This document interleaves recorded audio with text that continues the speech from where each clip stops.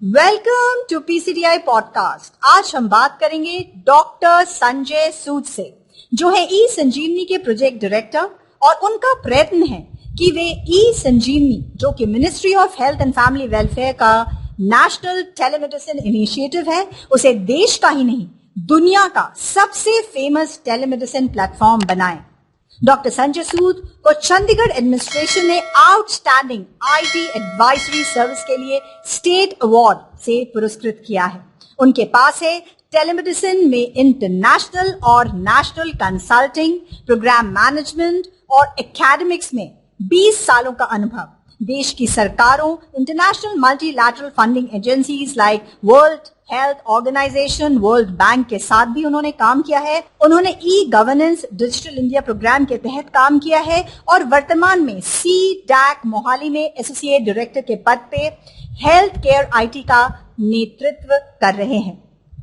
And Dr. Sood has authored more than 50 world-class publications on technology, insights and trends and adoption studies, etc. So let us meet Dr. Sanjay Sood. Sir, welcome to PCTI podcast. First of all, congratulations for all the feathers in your cap. Sir, जानना चाहूंगी कि ई संजीवनी के तहत आपके क्या plans हैं? How you are planning to take e Sanjeevani to the next level? किस तरह आप ई संजीवनी को व्हाट्सएप की तरह यूजर फ्रेंडली बनाने जा रहे हैं? और ये भी जानना चाहूंगी कि आने वाले साल में ई संजीवनी, जो कि भारत की नेशनल टेलीमेडिसिन सर्विस है, उसे जन साधारण को जागरूक करने के लिए आपके क्या प्लान्स हैं? सर, थैंक यू संजनी जी। ई संजीवनी जो कि राष्ट्रीय टेलीमेडिसिन योजना या प्रणाली है, इसको बड़े स्तर पर ले जाने का भारत सरकार का प्लान है कि अभी इस वक्त ई संजीवनी में तकरीबन रोजाना 2.25 लाख से लेकर 2.5 लाख के बीच में कंसल्टेशंस होती हैं। मतलब कि 2.25 लाख से लेकर 2.5 लाख तक पेशेंट्स इसका लाभ उठाते हैं। अपने घर पर बैठे हुए या अपने गांव से ही डॉक्टर से कंसल्ट कर पाते हैं। ये हम ऐसा करने जा रहे हैं कि ये सेवा कम से कम 10 लाख सिटीजन्स को इस तरह का रोजाना ये सेवाएं प्राप्त करवाए। वो करने के लिए हमें CDAC मोहाली में हमारी जो टीम है वो इस पे काम कर रही है। हमें जो फाइनल डिटेल्स या जो रिक्वायरमेंट्स हैं वो ministry of health and family welfare एवं जो स्टेट्स में नेशनल हेल्थ मिशन हैं उनके तरफ से आती हैं, उनकी रिक्वायरमेंट्स, और हम उनके अनुसार इसमें सुधार करते जा रहे हैं। तो हमें ऐसी आशा है कि 1 साल के अंदर अंदर ई संजीवनी तकरीबन 10 लाख लोगों को या 10 लाख पेशेंट्स को रोजाना मदद करेगी हेल्थ सेवाएं लेने में। That's wonderful, sir.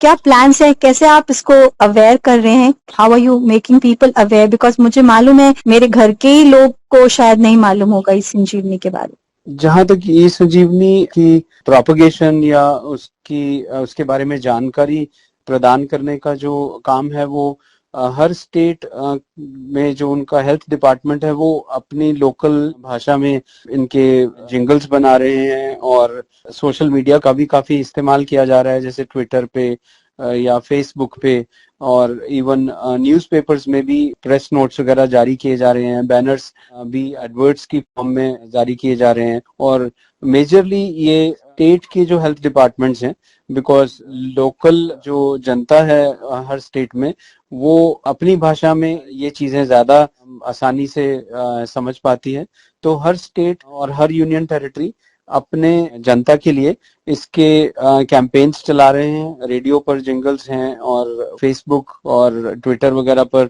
Regularly posts वगैरह भी होती जाती हैं, या जैसे ही कोई अकम्पलिशमेंट होती है तो state health department as well as ministry of health and family welfare और माईगव की तरफ से भी काफी इसके बारे में एक तरह से सोशल मीडिया पे अवेयरनेस करने की कोशिश की जा रही है। सर, और ये यूजर फ्रेंडली हो जाए इसके लिए क्या प्लान्स हैं आपके? यूजर फ्रेंडली अभी तक हमने जो ministry of health and family welfare ने हमें इनिशियल डायरेक्शंस दी थी, सबसे पहली रिक्वायरमेंट यही थी कि इसे इतना आसान और इतना सिंपल बनाया जाए कि सिटीजन को या पेशेंट को किसी तरह की कोई दिक्कत नहीं आनी चाहिए, सिटीजन फ्रेंडली होनी चाहिए और एनकरेज्ड फील करें। तो इसका सबसे आसान तरीका था कि जो अस्पताल में ओपीडी चलती है उसी का ही एक ये आईटी सिस्टम हमने उसी को ही इसमें ट्रांसफॉर्म किया है कि जैसे कोई पेशेंट अस्पताल में जाता है वो या पहले पर्ची बनाता है या टोकन लेता है, फिर उसके बाद वो लाइन में लग जाता है और जब उसका नंबर आता है तो वो उसको आवाज दी जाती है, बुलाया जाता है और वो अंदर डॉक्टर के साथ बैठ के कंसल्टेशन करता है। तो बिल्कुल उसी तरह की हमने इसमें अप्रोच रखी है या प्रोसेस डिजाइन किया है। तो जो स्मार्टफोन यूजर्स हैं या जो इंटरनेट लिटरेट हैं लोग या ई लिटरेट जिन्हें कह देते हैं हम, वो लोग तो काफी आसानी से इसे यूज कर सकते हैं। बट अगर देखा जाए अभी भी इंटरनेट पेनिट्रेशन जो देश में है वो लगभग 48 या प्रतिशत के आसपास है। मतलब कि 48% जनता ही इंटरनेट यूज कर रही है भारत में। हमारी तरफ से जारी है कि जो बाकी की जनता जो अभी तक इंटरनेट नहीं यूज कर रही वहां उन तक भी हम ई संजीवनी पहुंचाएं। और उसके लिए हम आर्टिफिशियल इंटेलिजेंस और मशीन लर्निंग की जो एल्गोरिदम्स हैं और मॉडल्स हैं उन पे हम कोशिश कर रहे हैं कि ई संजीवनी स्मार्टफोन्स पर ही नहीं, इंटरनेट या कंप्यूटर पर ही नहीं, बल्कि लैंडलाइन और फीचर फोन्स पर भी अवेलेबल करवा दी जाए। और इसमें ये एक काफी बड़ी और एक अपने आप में कह सकते हैं सर्विस होगी जो कि अभी तक शायद कहीं भी ऐसी कोई सर्विस अवेलेबल नहीं है कि जो आईटी सर्विस है उसको हम फीचर फोन या लैंडलाइन के जरिए भी पहुंचा दें। तो इस तरह की कोशिशें कर रहे हैं। और इसके अलावा इंटरनेट सिस्टम्स हैं, आईटी सिस्टम्स हैं, या जैसे ई संजीवनी है, ये अभी तक आम आदमी तो यूज कर सकता है जो स्वास्थ्य इन टर्म्स ऑफ कि जिसमें कोई डिसेबिलिटी नहीं है।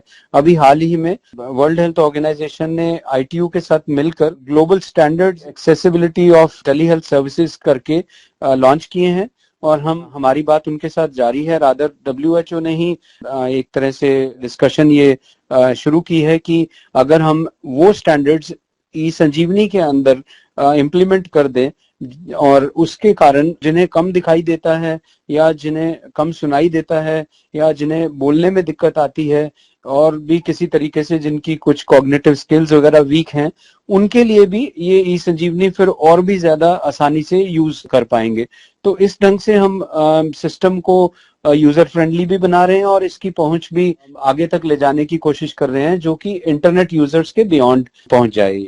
सर, जिस तरह से हर इंसान का एक आधार कार्ड नंबर है, तो क्या हम ऐसा कुछ नहीं कर सकते कि आधार कार्ड से वो लिंक हो जाए, ताकि जिस तरह से उनको एक आधार कार्ड के जरिए हर इंसान के पास आज आधार कार्ड है, तो उसी तरह से अगर हम ई संजीवनी को भी उतना ही अनिवार्य बना दें तो कैसा ऐसा कुछ हो सकता है क्या?